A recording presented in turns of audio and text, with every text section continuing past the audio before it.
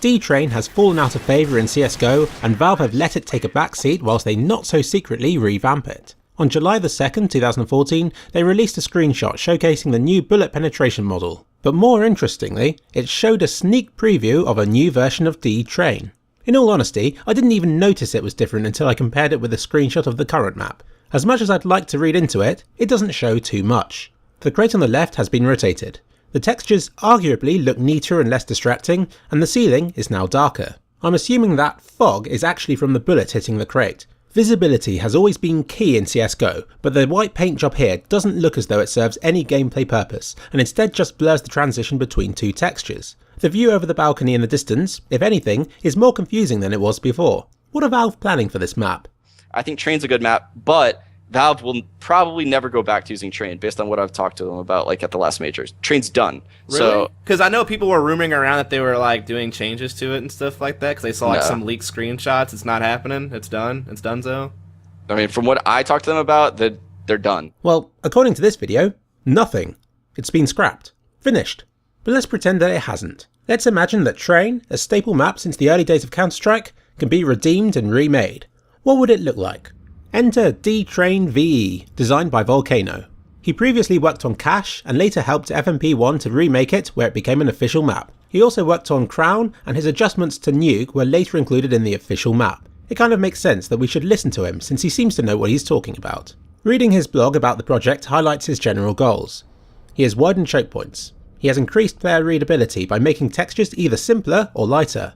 You can see this with the white paint on the walls here. He has allowed for a more even distribution of action across the map, which I guess means that he has balanced the map by adding incentives to go through previously dangerous areas, particularly for terrorists who have always had the disadvantage on this map. But most importantly in my opinion, he has reduced the number of areas of danger. In the current version of D-Train, terrorists are doomed from the moment that they enter either bomb site. With most maps, apart from Nuke, you can clear most areas one bit at a time, which gives you a chance to defeat lurking CTs. But with Train and Nuke, you often expose yourself to countless areas at once, making rushing suicidal. Volcano's solution is simplicity and boxiness. Weird sandbag stacks have been replaced with good old crates. Somewhat ironically, he has used crates that don't allow for bullet penetration. The trains themselves have been simplified, both in shape and in colour.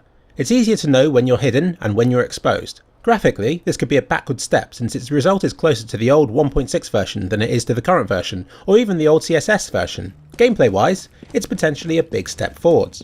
Just running down the now widened entrance to bombsite B, I can feel the difference. The bombsite is much better lit and I have to check fewer places. I feel safer and believe that these changes will make for a more balanced map. Oh yeah, and you can crouch under the trains again. Volcano lists a number of reasons for doing this on his blog. If you want my opinion, which you don't, I find it a clumsy solution to the problem. I guess it's a nostalgic relic from 1.6 and something that fits in with the theme, but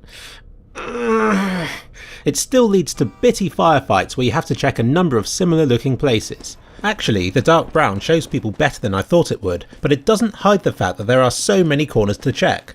Also, getting caught out while crouched is a frustrating experience. The idea of trains obscuring your vision while letting your legs get hacked out by auto-snipers just seems wrong. A simpler raised platform instead of some of these carriages could solve several problems at once and would give the bombsite a variation in height without being so messy, which is the main problem with the current version of Train. Ladders are a known problem in Source, and hiding it behind a wall makes it less of an issue. Definitely a big improvement over the old version. In other areas, excess cover has been removed, opening up locations and making the map flow better. Nothing worse than backpedaling and getting snagged on a bin that somebody has lazily dumped there. In conclusion, what do we want from Train?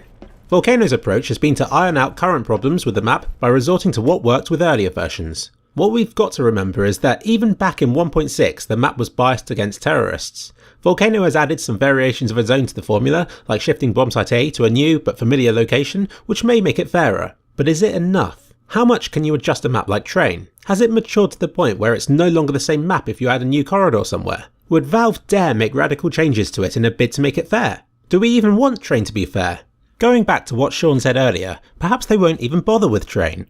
Valve almost have the problem of having too many competitive maps. With new maps, Valve are more easily able to adjust it without the constraints of a map that people are overly familiar with. I think it's great that they're trying to refresh the game rather than stick to the old favourites like how CSS did. With new maps like Overpass being added, others inevitably have to take a back seat. In this case, it's Train, which was the most banned map of EMS1. That's right, professionals hate it in its current state. Train can be improved, but why bother when there are other maps already out there that are far better?